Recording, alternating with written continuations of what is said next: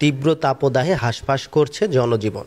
দীর্ঘ এক সপ্তাহেরও বেশি সময় ধরে অতিরিক্ত গরমে অসহ্য হয়ে পড়ছে রাজধানীসহ সারা দেশের মানুষ। সাধারণ মানুষের কাছে যেন মনে হচ্ছে রাজধানীতে তাপমাত্রা 40 ডিগ্রি সেলসিয়াসকেও ছাড়িয়ে গিয়েছে।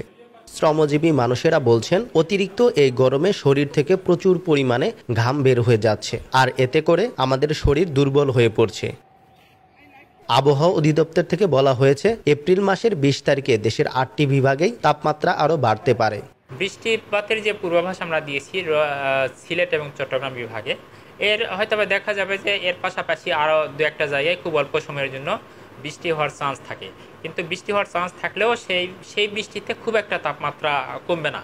কারণ যেমন গতকালকেই ঢাকাতে দেখা গেছে যে 12 মিলিমিটার বৃষ্টিপাত রেকর্ড করা হয়েছে, কিন্তু আজকেই দেখা যাচ্ছে যে তাপমাত্রা উঠেছে সেটাতে কিন্তু মানুষের মধ্যে স্বস্তিকর অবস্থা নেই এখন পর্যন্ত। এটার একটাই কারণ হচ্ছে বাতাসে জলীয় বাষ্পের উপস্থিতি অনেক বেশি। এদিকে আজকে দুপুরে রাজধানী ঢাকাতে সর্বোচ্চ তাপমাত্রা রেকর্ড করা হয়েছে 35.2 ডিগ্রি সেলসিয়াস। অন্যদিকে চুয়াডাঙ্গায় দেশের সর্বোচ্চ তাপমাত্রা 40.7 ডিগ্রি সেলসিয়াস রেকর্ড করা হয়েছে।